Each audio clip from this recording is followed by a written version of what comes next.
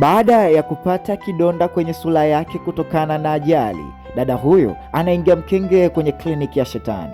Picha yetu inaanza katika jiji la kumelemeta, na huyu hapa anaitwa Dada Rose.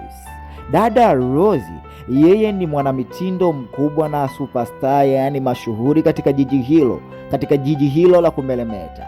Lakini leo Dada Rose ana kipengele kimoja, yaani hapa amechelewa kwenda zake kazini. Mbwa akiwa anabweka, dada kitete akiwa anataka kuwahi kwenda kazini, gari zinamkosakosa, yote kwa sababu ameajiliwa. Huyu hapa anaitwa Brandi bwana. Brandi ni mpiga picha wa hii kampuni, na mwanadada Rose ndiyo anaingia kazini. Dada Rose aliingia kazini, lakini bosi wake alikuwa kama amekula ndimu Mr. Gati. Mr. Gati akamwambia Rose, wewe haupaswi kuchelewa kazini, na angali unajua inabidi uwapime hawa wana mitindo yetu, inabidi uwashone nguo ujue kitu gani wanavaa, inabidi uangalie hawa wana mitindo modo ambao tunategemea kutangaza kampuni. Sasa inakuwaje wewe unachelewa kazini? Si unajua tena hawa nusu half money nusu show. Oga. Basi mchizi hapa akawa anachamba na madada wote wakawa wanacheka. Ni dada hapa leo Rose anapata aibu, maana kina Ankoti bwana wanachamba mpaka wanachamba tena. Huyu hapa anaitwa Chelsea, akamwambia bwana angalia Chelsea. Chelsea huyu bado hajaiva vizuri kama jinsi wewe ulivyoiva, lakini mwenzio anawahi kutokana na jitihada. Lakini nakushangaa wewe bwana Rose kwenye kujitetea bwana utafuna maneno. Hii ni mada sikose ajira. Hapa muda wa mchana wa maakulaji ukafika. Haya Chelsea kaja bwana, shoga yangu tunafanyaje ule mtindo unisaidia? Akamwambia bwana nitakusaidia wala usijali. Na hapa akiendelea kupiga mboga zake za majani, kuweka mwili wake vizuri. Akiwa anakula hapa anapiga stories za hapa na pale na shoga yake, anamwambia bwana hakika ukitaka kumaintain wembamba wako inabidi ule vizuri. Na Mr. Brandi alisogelea karibu kutokana yeye ni mpiga picha wa ofisi ama kampuni. Na hapa Brandi alimtongoza Rose kumwambia bwana Rose, nataka mtoko na wewe panapo usiku ukifika. Na dada kutokana yeye ni single girl akamwambia bwana baba hakuna kitachoharibika. Na usiku ulipofika bwana wakaenda zao kuchizika, kupombeka, kulukaluka, yani stimu zinapanda na kushuka. Machizi kwenye kupata moja na baridi. Na hapa leo kama kuwa na show kutokana na kampuni yao ya mitindo, na wakavutana chemba bwana, na jamaa akataka kupiga cheers, kiss moja kali ikachezeka. Mwanadada akaingia bafuni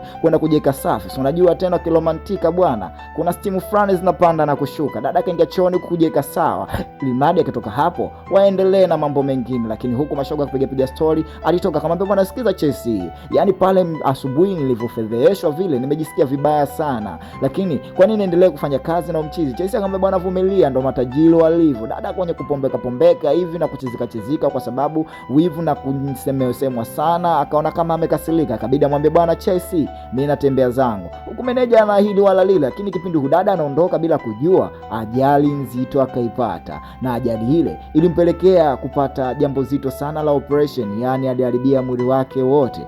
Lakini dada huyu tukio lile lote alikuwa ananiona na akahisi kama yeye ndiye ambaye amesababisha, kutokana alishindwa kumtuliza shoga yake apunguze hasira na miamko. Bwana dada huyu Rose anajikuta yupo kitandani akiwa mwili mzima una bandage, hana moja hana mbili, hana cha kushika wala cha kupekenya. Basi dada hapa akiwa anaambiwa bwana hakika mgonjwa wako ameumia vibaya na inabidi apate matibabu kwa muda mrefu sana. Rose anasikia anaona ndoto zangu za kuwa mwanamitindo, ndoto zangu za kuwa mwanamitindo bora katika jiji hili zimepotea. Daktari akamwambia bwana hakika Mungu atakujalia kwa sababu sura mpaka je kukaa sawa hiyo. Lakini anafotoa bandage hali yake kama ni zombie au kibibi ambacho kimepoteza kila kitu. Mwangalia dada huyu, na alikuwa mrembo sana. Kweli binadamu sio kitu, kweli binadamu hatuna cha maana. Hapa dada kwa sababu yeye Rose alikuwa hana ndugu wa kumtekea, kumwangalia vizuri, yani kumpa faraja na matumaini yote. Basi Chelsea akachukua mpango ule mzima kumpa faraja ili mna dada huyu asijisikie vibaya, na kumwambia bwana shoga yangu nitakaa na wewe mpaka pale ambapo utapona, kwa sababu mimi na wewe ni ndugu sana, mimi na wewe ni zaidi ya marafiki. Na kutoka na dada akamtuliza stories akamwambia utapona. Lakini bwana Bishosti hapa alipofika chooni ili manager angalia, akaangalia ule mdomo, aisee mdomo kama wongtani, yani sio poa. yani atakula hivi kufunua kinywa chake hawezi, meno yote yako nje. Basi akajipajipa ni na nini, lakini anajitahidi ni madikula apate kupata afueni au heni kidogo. Lakini hapa akaanza kupekua bwana katika mitandao. So unajua tena madaktari wako wengi, mara transhuman, binadamu si kufanywa hivi na hivi. Dada akapendezewa bwana, kumbe wa majamaa bwana wanatengeza kemikali za wadudu mbalimbali hospitali kufanya mwili wa binadamu urudi tena kuwa sawa. Wakaibuka bwana mpaka pale sehemu ya yule daktari mkubwa ambaye amejitangaza kama yeye kazi anaiweza, anaitwa Dr. William. Dr. William aliwakaribisha kwa furaha na neema kubwa, akamwambia hakika tutafanya hili swala. Lakini dada kama anaogopa hivi kwa sababu kwanza gharama ya hii hospitali ni kubwa sana aliyofia. Lakini Dr. William kumbe hii ndio ilikuwa operation yake ya kwanza, licha ameshajitangaza. So unajua tena mtu akiwa anapenda sifa. Akamwambia hakuna litaloshindikana, mimi nitakutengeneza wewe bure endapo utaporudi picha zangu na video zangu juu yako wewe zitaniletea faida kubwa sana. Kwa hapa Dr. William kama anataka kutangaza biashara hivi. Lakini dada akasema sehemu zio siwezi mimi, siwezi, naogopa sana. Hizi gharama zitakuwa kubwa. Daktari alijua, akamwambia bwana usiogope, mimi nitakuweka sawa. Lakini bwana ajabu madaktari wote wanavaa nguo nyeupe.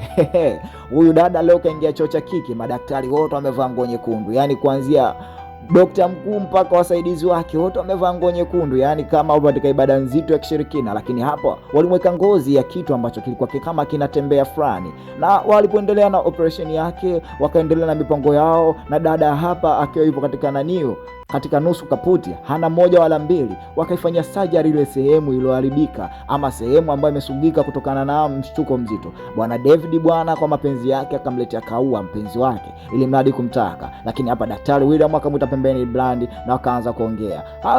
Dada akaanza kukaa sawa na siku zikaendelea. Dada akapata nguvu, akaamka kutoka usingizini, na kitu cha kwanza akafungwa bandage.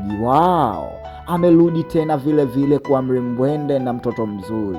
Dada aliona kama kuna vitu tofauti, lakini yeye alikuwa anachojipigania bwana awe safi. Ndio jambo ambalo linawakuta dada zetu akienda toroki, yani mtu kaenda kuongeza batakos, lakini dada akafanywa surgery ya mwili mzima na sura yake imerudi kuwa vile vile kama awali. Yani Mungu akosei bwana. Lakini jambo la kushangaza hapa, dada alipata motisha kuingia hapa ndani ya maji, akamkuta mtu anaitwa Johnny na yuko hapo hospitali. Lakini hapo kuleta mapenzi, mchizi damu ghafla zikaanza kumtoka. Dada akatoka bwana, akaja kumuelezea daktari, bwana kuna moja kuna mbili bwana. Daktari akamwambia usijali, yani wewe tayari ushapona, hapo sasa hivi ni mbichi mweupe, wala usijali ni vitu vya kawaida hivyo. Dr. William akamtia nguvu, akamtia moyo, akamwambia sasa nataka nikuruhusu uende zako nyumbani ukaangalie, na dawa nitakupa nyingi utatumia. Dada akamwambia nashukuru sana kwa sababu ndoto zangu mimi kuwa mlimbwende. Na alirudi hapa akiwa amebadilika, amekuwa mzuri na muonekano wake umezidi kuimarika. Chase akamwambia you so beautiful, yani wewe ni mrembo. Basi mlimbwende huyu akajisikia raha sana.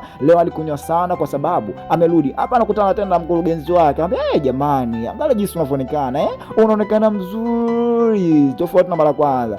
Jamaa mkurugenzi amechanganyikiwa bwana. Uncle T bwana akaanza kumpa sifa tele bwana mitindo yake. Akamwambia bwana sikiliza, leo tutakula na mama na kurudisha tena kazini upya. Dada kwa malingo anamwambia usijali, mimi ni kazi yangu ambayo nimechagua, nitarudi tu. Lakini dada anakuwa na motisha tofauti. Hapa kwenye kuruka kwanja kufly mara kuna mwanaume anaingia mkenge bwana, anaingia ile kwenda piga vitu fulani mwanaume. Dada ajikuta yeye kipendwa tu, anangata mtu, anyonya damu na alama nzito na kuachia ndani ya mwili. Dada akajikuta anafanya mambo bila kujua, na hapa anakurupuka asubuhi, hana moja wala mbili. Anajihisi jana usiku ilikuwa ni ndoto ama ni kweli? Lakini bwana unajua tena mwenye kipaji chake akachukua zile dawa alizogewa na mchiza anakunywa. Hapa yule jamaa jioni kumbe ni movie star bwana, akiwa katika scene anashuti, mara ghafla hali yake ya mwili inataka kubadilika na mambo anakuwa sitofahamu. Hapa anaelekezana tu na director mwenzie, lakini mwana siku anaanza kumkabakaba na kuanza kumngata na kufanya kitu tofauti, mpaka wale madirector wanaingilia kati na mchizi anakuwa na motivation. Tunakumbushwa hapa kipindi anakula romance na udada, kuna hali ya tofauti dada ilitokea katika huu kinywa cha ujamaa na akajikuta kama akangatwa, lakini kumbe aliachiwa virus. Na dada huyu inapofikia muda fulani Rosie anashikwa na njaa ambayo yeye mwenyewe haijui njaa hii inatokea wapi. Anajikuta anakunywa zile dawa alizogewa na Dr. William, lakini njaa ile haikati. Na Rosie anajiuliza nini ambacho kinaendelea. Na hapa alitafuta akakuta nyama mbichi, lakini nyama ile aliila haraka. Na dada huyu tukumbuke yeye anapenda sana kula mboga za majani pamoja na matunda. Hali hii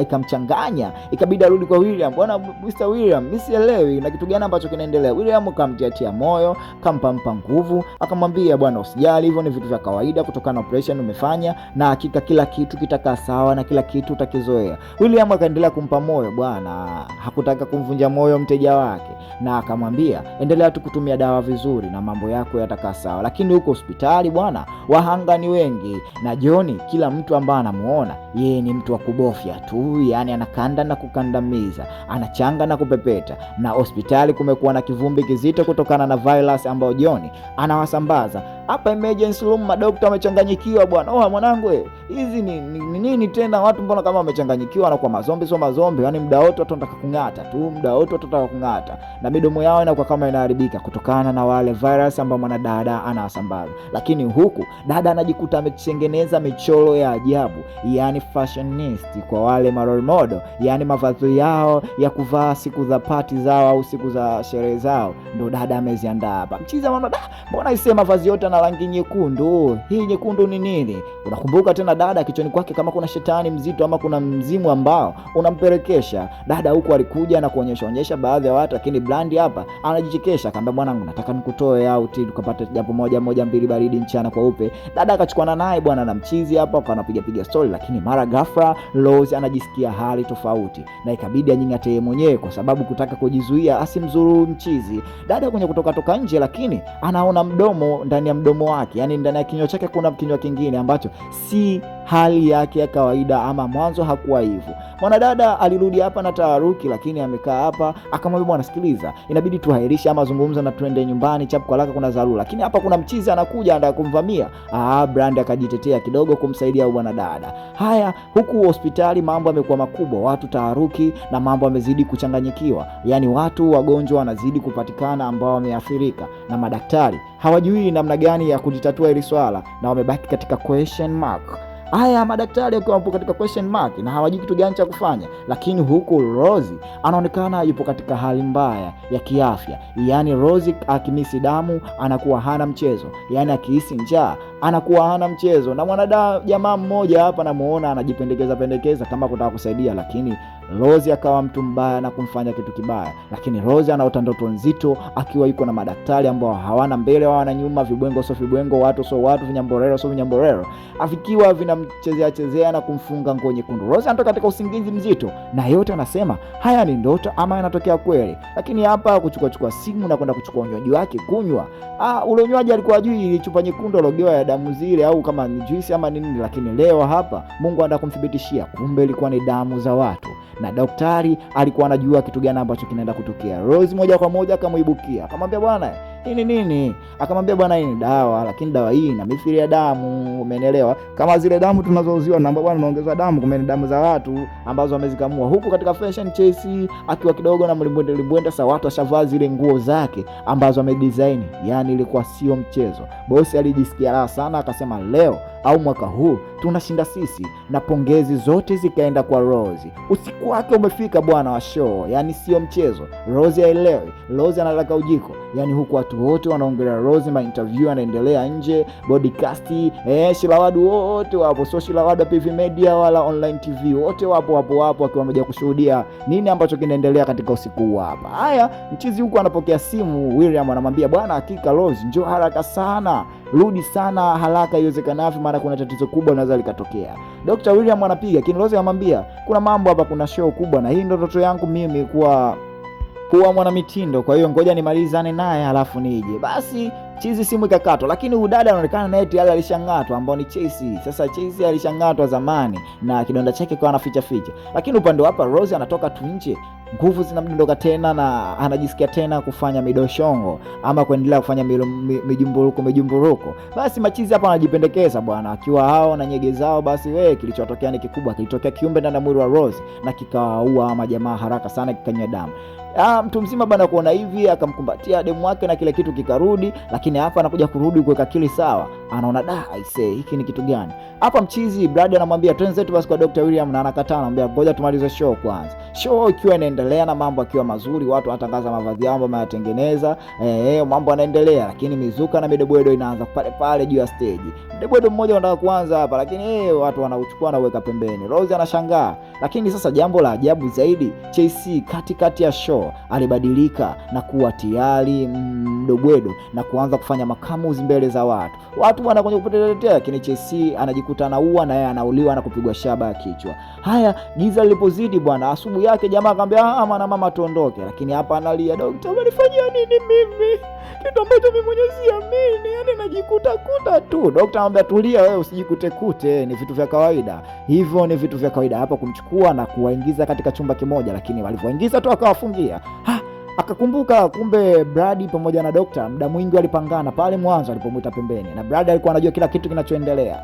Sasa hapa lakini Brad hakujua William alipanga kitu gani. William alitaka kumuonyesha huyu dada kama sasa hivi si mtu wa kawaida, na akamwagia damu Brad, lakini kabla Brad hajamuoa mwanamama, dogo anamuoa mwanamama. Kumbe daktari alikuwa na mke wake ambao ni shetani mkubwa ambaye alimfanyia surgery, na kutokana na matatizo ya mke wake alikuwa anaumwa kansa. Kwa mwanamama hapa baada ya kumuoa Brad akamuoa na mwanamama na yeye mwenyewe akajichinja. Lakini sidhani kama inawezekana. Dr. William kaangalia akabaki na taharuki tu na akamwambia, "Bwana, hakuna shida. Hapa tunamwona Dr. William anatengeza msosi wa nyama za ule mke wake ambaye amekufa. Na hapa chini tunamuona kama kawaida yule mwanadada Rose, kumbe hajafa." Oya wanangu, usisahau kusubscribe ama kucomment pia kushare. Na kama ni mara yako ya kwanza na ukitaka kuwa mwanachama wa Tam TV na kupata movie kali kama hizi, shuka hapo chap kwa haraka, bonyeza alama cha kengele, yani kila kitu hapa.